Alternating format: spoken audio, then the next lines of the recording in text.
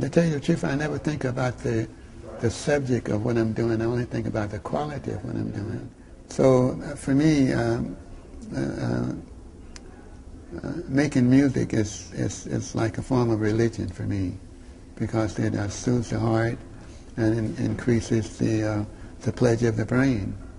And most of all, it's very enjoyable to express something that you can only hear and can't see, which is not bad, you know, and everyone gets the same benefit. That's a pretty good equalization there, you know.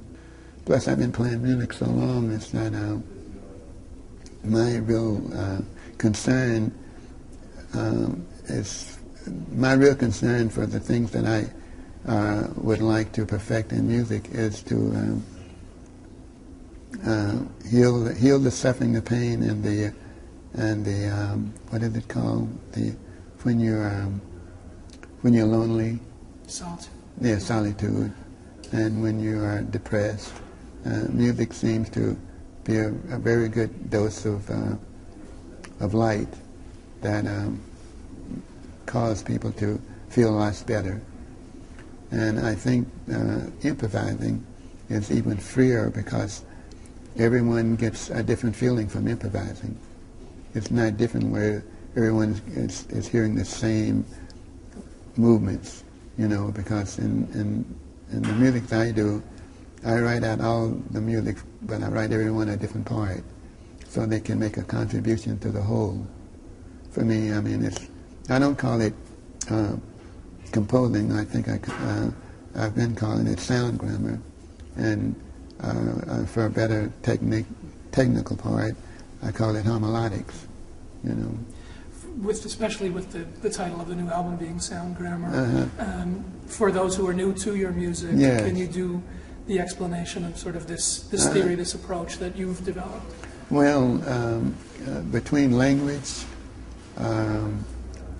what we call electronic words that goes through different frequencies to express thoughts and moods, and most of all, look at the amount of instrumentation that sound is involved with. If you count all the instruments that people use for sound, it's almost impossible to stop counting. I mean, from a whistle to a big tuba to a violin to a sax to it's many things that make a contribution to sound. And the most eternal thing that makes a contribution to sound is your voice, the mouth, isn't it? Constantly. I mean, yeah, and not only that, imagine how many different words that have a different meaning for the same sound in the form of human. You know, I don't know how many different languages that human beings speak on the planet, but it must go up at least into the thousands, right? And it's nothing but sound making a relationship to what it's meaning for your brain and who you are in relationship to what your environment and what your race is. So basically, I guess you could say sound is to people what the sun is to light, something like that, you know. Which I don't sound like I'm being very intellectual because I'm not, you know.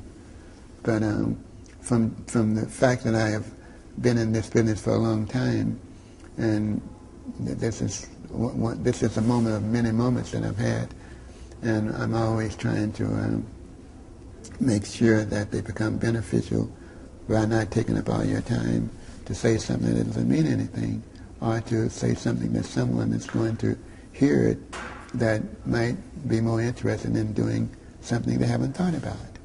I mean, I guess what I'm trying to say is that human is more important than technology. The one thing that's really amazing is that I think of music as being sound that is improvised, right? Which means that there's no fixed moment where that one thing is more important than another, like a play or something, because sound has no parents. I mean, you know, I mean, imagine what's for sound, we wouldn't be talking. So that alone puts us all in the same room, you know. And since I've been playing music since I was a teenager, and I wasn't composing then because I didn't even know that you had to compose music to play. I mean, that composing music meant different than just playing.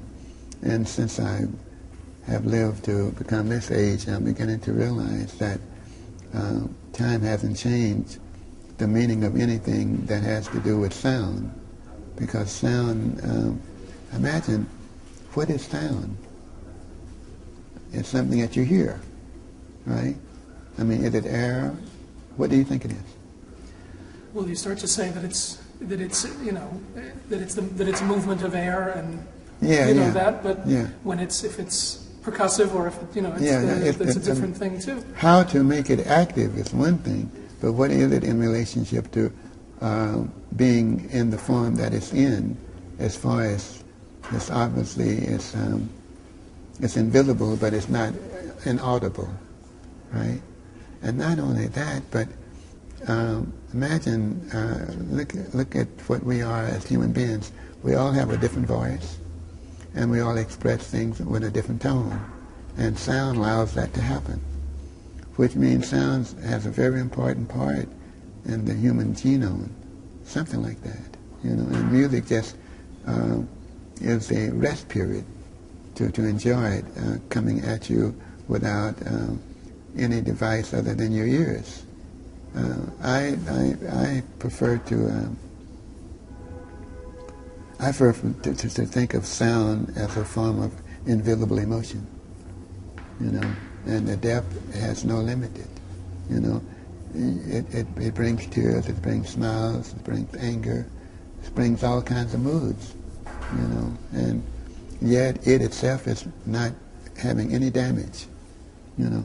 If someone cuts you out, you're ready to fight, but you can't get back at sound for that. Isn't that right? Mm-hmm. Sure.